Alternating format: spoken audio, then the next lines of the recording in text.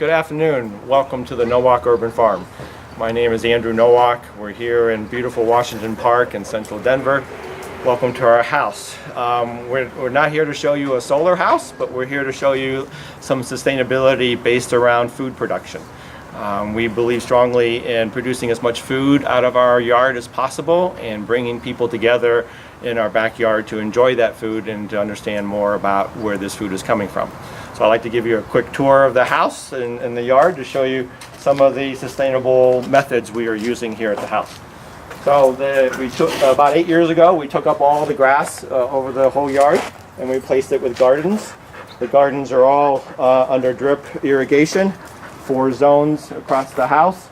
And we do a variety of crops, rotating crops, do a lot of composting to ensure the high quality soils and water retention in the dirt. As we come to the back of the house, the gardens continue.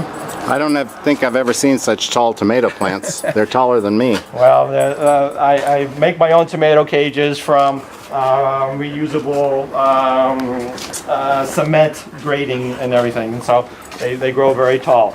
A few other features, I reuse glass storm doors for cold frames, so my crops start growing in March. The first one in the area that had cabbage in April, and we'll use it again in the winter to extend the season. I've got my composting system back there in the corner, 3 bins. Everything off the yard gets composted. Probably generate about 3 to 4 cubic yards of compost every year. As we come towards the back, a very hidden feature is right underneath this potato patch is a 500-gallon water tank. It serves to collect the drainage from the downspouts in the house and in the garage, brings it all together in one space. There is an overflow tube that goes out to the street, so the water is returned to the system, and we have a pump that we can access the water and do some hand watering of the yard in addition. Don't forget this sustainable feature, the solar clothes dryer. Solar clothes dryer, wife's favorite and everything. Sorry it was not in use today to demonstrate and everything. We didn't want to see your dirty laundry or clean laundry. We come back with more food production is happening with the chicken coop.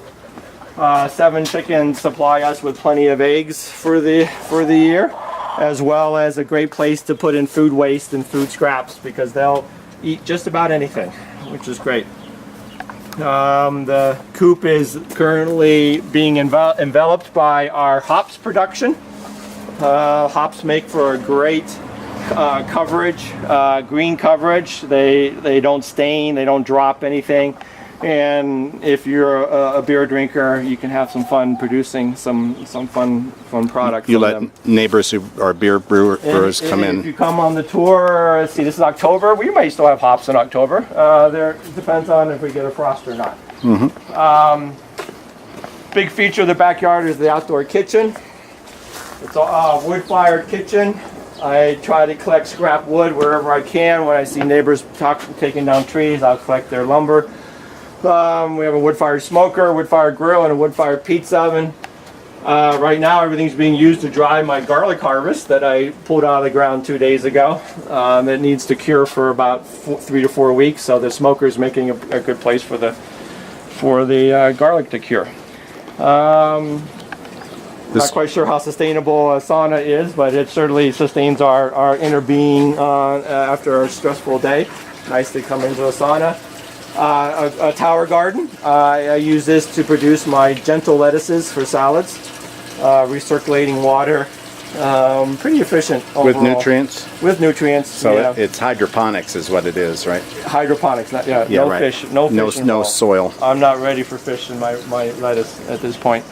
Other features of the house, inside the kitchen we have one of those dish drawers, low capacity dishwashers.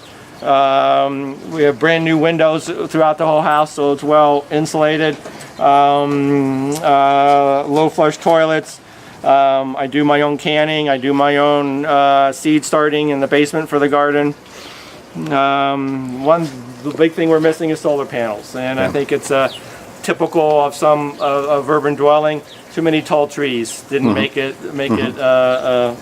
effective to Right. put up those solar panels. Okay, why don't you share that you do this, you share this with the world in Right. terms of teaching and training. right? So my day job is part of a nonprofit called Slow Food USA.